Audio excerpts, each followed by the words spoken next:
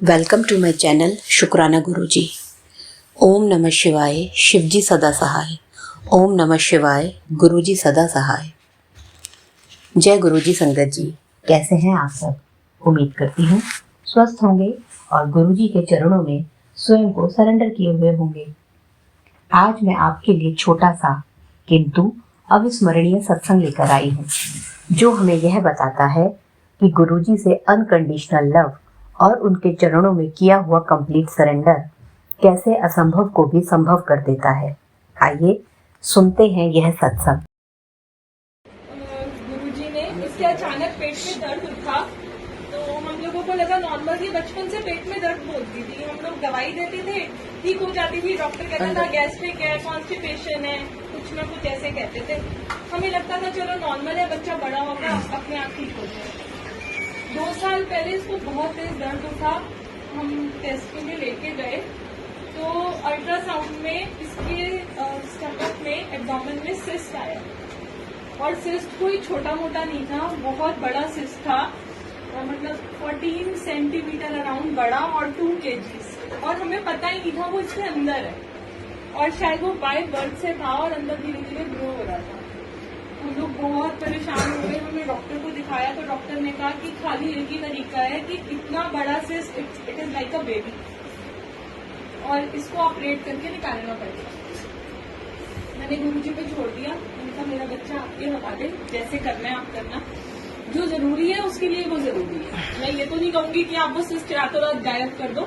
Surgery जरूरी है, आप इसका ध्यान रखना। साथ गए, सर्जरी हुई, ठीक हो गई, सिस्ट निकल गया, बिल्कुल ठीक हो गई। अभी 6 महीने पहले इससे फिर से वही दर्द उठा और हम लोग डर गए। डॉक्टर ने कहा था कि हर 6 महीने में आप इसको बार बार टेस्ट करवाते रहना इसका। हम लोग डर गए। हम गए, फिर से डायग्नोस हुआ और फिर से 3 सेंटीमीटर का सिस्ट आया और डॉक्टर ने कहा कि ये भी इतना छोटा नहीं है, दोबारा सर्जरी से ही निकलेगा। लेकिन वो अल्ट्रासाउंड में आया था तो डॉक्टर ने बोला एक बार MRI करवाएं और उसमें पता चलेगा कि आगे की क्या कंडीशन है, जैसे भी होगा।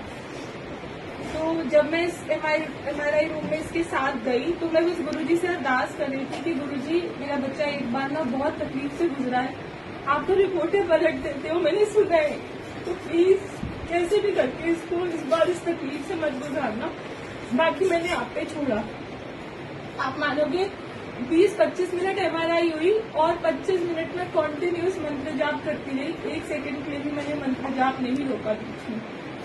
और जब MRI की रिपोर्ट आई और हम लोग डॉक्टर के पास लेके गए तो उसने कहा कि ये डर्मोइड है ही नहीं, इसको जिस टाइप ऑफ सिस्ट था जो सर्जरी से ही रिमूव हो सकता है, घुल ही नहीं सकता, ये वो सिस्ट नहीं है, ये एक नॉर्मल सिस्ट है जो बिना दवाई के भी घुल के निकल जाएगा, तो डोंट वरी। जय गुरु। तो गुरुजी रिपोर्ट बदल देते हैं, सच में बदल देते हैं, बस उन पे आपको भरोसा होना चाहिए।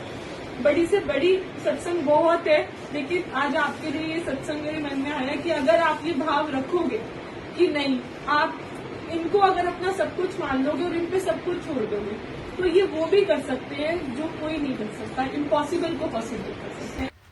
तो देखा आपने संगत जी, कितने प्यारे, कितने दयालु हैं हमारे महाशिव जी।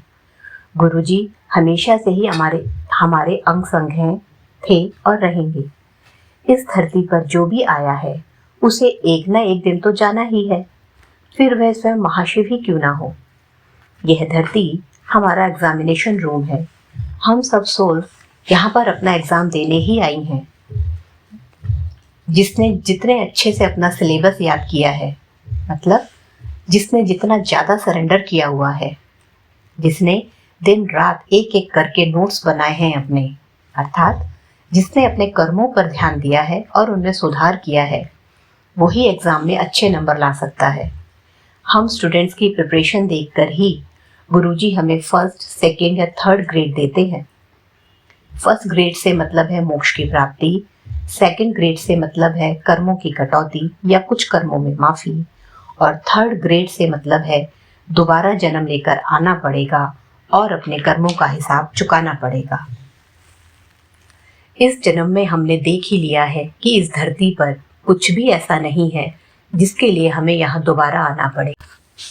तो संगत जी, क्यों ना हम कुछ ऐसा करें कि गुरुजी हम सबको फर्स्ट ग्रेड पर ना सही एटलीस्ट सेकंड ग्रेड पर तो रखें। मोक्ष पाना भी इतना आसान नहीं है। दो धारी तलवार पर चलने जैसा कठिन मार्ग है मोक्ष को पाना। गुरुजी का ये कहना कि मैं पहले नींबू की तरह निचोड़ता हूँ फिर अपनी ब्लेसिंग्स देता हूँ सिद्ध करता है कि गुरुजी उसी को नींबू की तरह निचोड़ते हैं जिसको मोक्ष देना चाहते हैं। हमें नहीं पता हमारे पिछले कर्म क्या थे, क्या क्या कांटे या कैक्टस बोए हुए हैं हमने। गुरुजी ने हमें अपनी चरणी लगाया है तो इस बात का पूर्णतः फायदा उठाना चाहिए हमें। कंप्लीट सरेंडर करना तब तक ही डिफिकल्ट लगता है जब तक हम कंप्लीट सरेंडर कर नहीं देते।